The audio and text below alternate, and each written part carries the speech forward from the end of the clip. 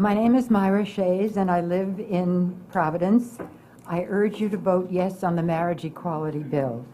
I speak to you as the heterosexual mother of a lesbian and as the founder and president of the Greater Providence chapter of PFLAG.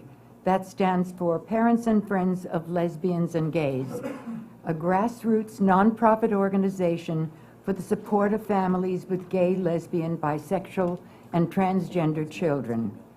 PFLAG has nearly 200,000 members in about 300 chapters, and most of us are parents who have made the journey to acceptance of our children. Our chapter is the only one in Rhode Island. I remember when my daughter came out to me when we were living in another state. I was so frightened for her. Would she be harassed or gay bashed? Could she find and keep a job? Would friends and family reject her?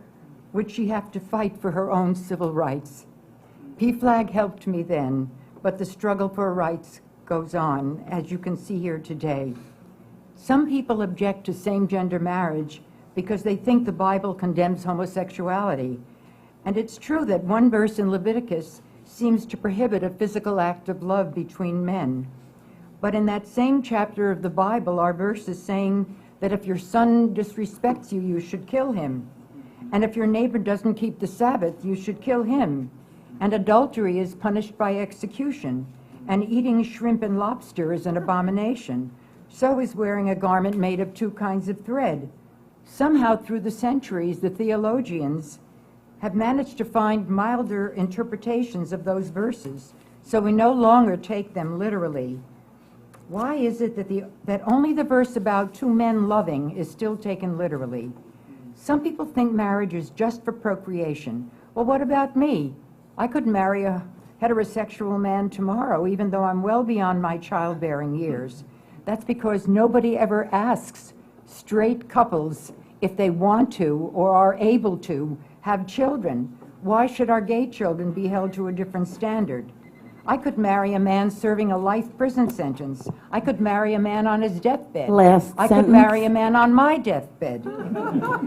And yet my dear friends who have been a devoted couple for 37 years can't get married because they're both men.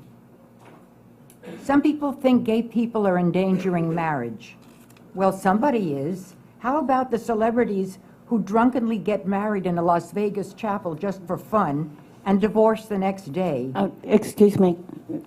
Would you like that to be your last sentence, or would you? No, I'd rather talk about Hugh Hefner. How about Playboy Hugh Hefner, who just married a girl young enough to be his great-granddaughter? Our country needs a Defense of Marriage Act to protect the institution from those people who mock it. Thank you. Thank you.